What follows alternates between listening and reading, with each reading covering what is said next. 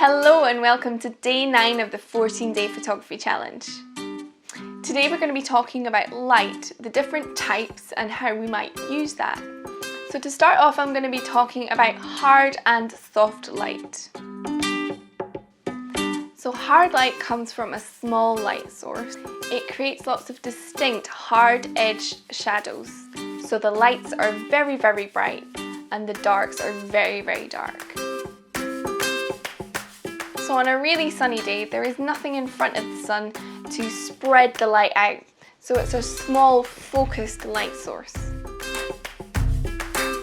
Other types of hard light would be a flash pointed towards your subject, a torch beam, or a light bulb with no lampshade at all on it, just a bare bulb. Now, learning to recognise hard light and how to use it is a really good skill to learn for your photography. Hard light is a really difficult light to use for portraits. This is for a few reasons. It creates some harsh shadows, which can be very unflattering at the wrong angle. It's also very difficult for your subject to look into a bright light.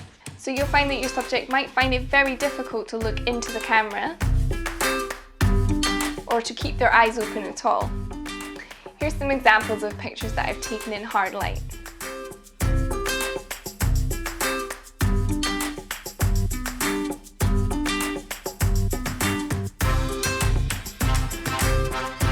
So soft light is a diffused light.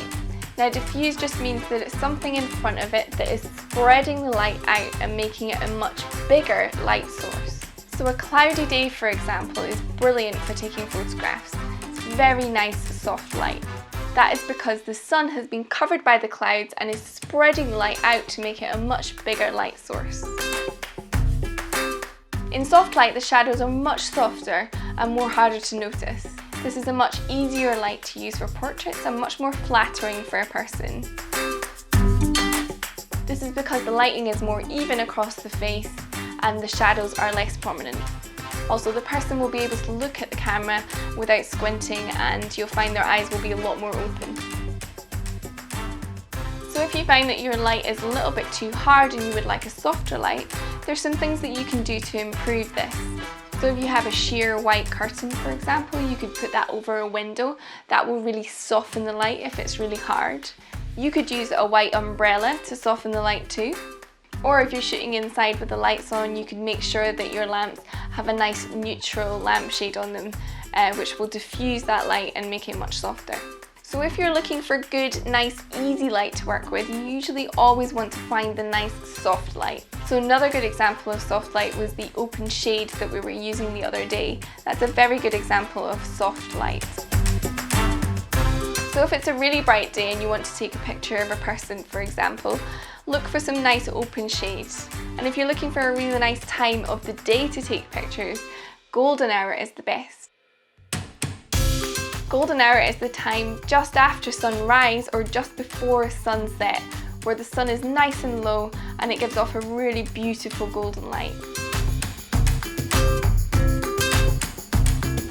Golden hour is a really beautiful time of day, and I really encourage you to have a go at taking some pictures in golden hour. So today's challenge is reflection. Try using your reflection creatively and see what you can come up with. That's all from me today. See you tomorrow.